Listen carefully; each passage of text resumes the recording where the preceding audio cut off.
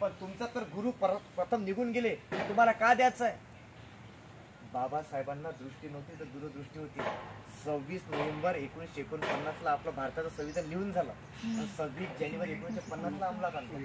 26 जानेवारीचा ठेका बाबासाहेबांनी घेतला का? 23 आहे, 24 आहे, 25 आहे, 27, 28, 29 किती सारे आहे.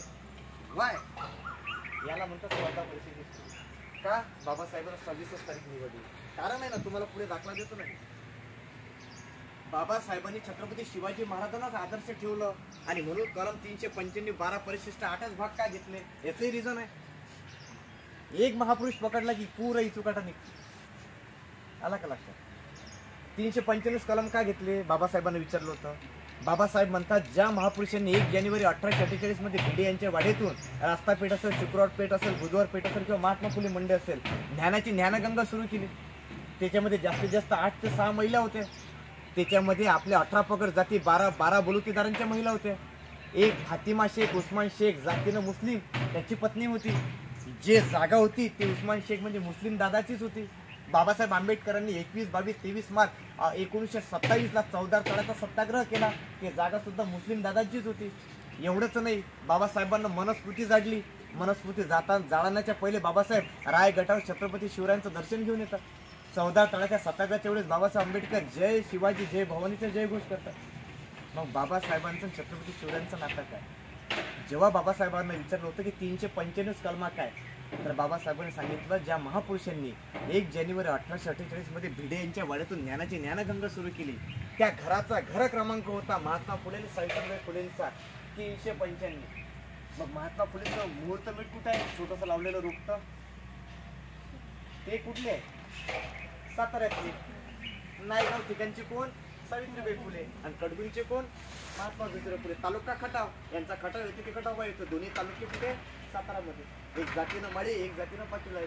म्हणजे जाती विवाह तोडला आणि विचाराचं नातं जोडलं. दुसरं बाबासाहेबांना विचारतात, 12 परिशिष्टच का घेतले? 9, 10, 11, 13, 14, 15 किती सारे? बाबासाहेब म्हणतात, छत्रपती शिवाजी महाराजांनी 18 पगड जाती 12 बलुतेदार, तेली, माळी, कोळी, मातंग, महार, लोहार, तांबार, हिंदू, मुस्लिम, शीख, ईसाई, बुद्ध, जैन, कला, क्रीडा, शिक्षण, साहित्य, समाजकार, राजकारण सर्व एकत्र केलं.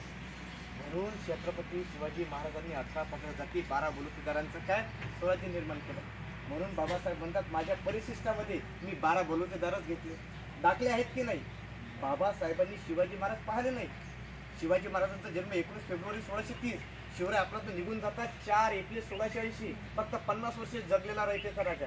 तिथनं किंबहुना 150 ते 180 वर्षानंतर बाबासाहेबांचा जन्म आहे. कुठपर्यंत आहे? स्वतःचा आपण आप्पा, आजोबा, पंजोबा नाही पाहू शकत, तरी महापुरुष कसे पाहिले ते विचारांना पाहिले. मग बाबासाहेब आंबेडकरांना शेवटला विचारलं की तुम्ही 8च भाग का घेतले? याची खूप रंजक स्टोरी.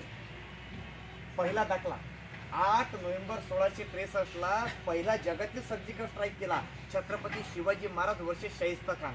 तारीख आहे 8 नोव्हेंबर 1663. दुसरा दाखव, गाडगे महाराजांचं अखेरचं शेवटचं कीर्तन 8 नोव्हेंबर 1956 भाईखेडा परळ मुंबईमध्ये. 8 नोव्हेंबर 2016 पैसे बदलले आणि योगानं 8 नोव्हेंबर 1996 वायपूरची लढाई जिंकले छत्रपती संभाजीराजे.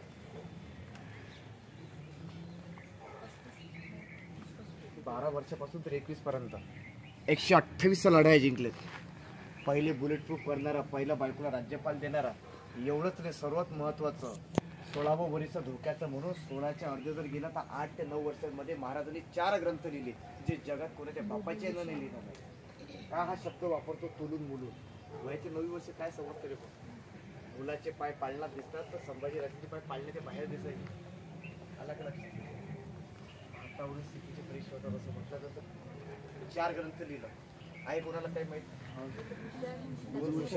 सातशतक, नखशिखांत, आणखी समजलं. त्याच्यातले 3 हे कोणत्या भाषेतले होते? आणि बुद्धभूषण. बुद्धभूषणम आधी पालीमध्ये होता, नंतर तो संस्कृतमध्ये घेण्यात आला. आणि बुद्धभूषणमच काय घेतलं?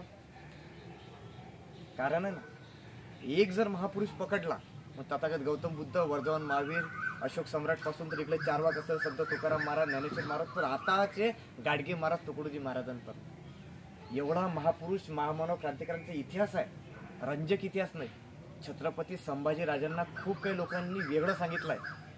फॉर एक्झाम्पल, एखाद्या महापुरुषाला आपण काय म्हणतो, हा रंगीला महापुरुष, आता मी नाव नाही घेत, ते तुम्हाला समजायला पाहिजे, बरोबर भाई? ज्यांना वाचन त्याला समजतं. हा, छावा आणि मृत्युंजय मध्ये वाचा, शिवाजी साम्राज्य सुंदर लिहिलं, ओरिजिनल संभाजी काय आयुष्यामध्ये एकदा तरी वाचलं पाहिजे. खऱ्या गोष्ट आहे. संभाजीराजांचे काय, गुढीपाडव्याच्या दिवशी हिंदू धर्माचा सर आपण गुढीपाडवा करतो, त्या दिवशी हाडाचे काढे, रक्ताचं पाणी, रात्रीचा दिवस करून धिंड काढली होती संभाजीराजांची. डोळे कुठं, छाती कुठं, पाय कुठं, डोळे कुठं, सर्व त्यांना खाण करून टाकलं. समजलं? पन्हाळ्याला त्यांना जेरबंद सुद्धा केलेलं होतं. कोंडाजी फर्जंद नाव ऐकलं आम्ही, त्याच्या मागचा इतिहास. बरं, कोणत्या महापुरुषांचं आपण पुस्तक वाचलेलं? प्रत्येक महापुरुष आपले आहेत आणि आपण त्यांचे आहेत. आपण फक्त डीजे लावला, ते डोक्यावर नाचून घेतो.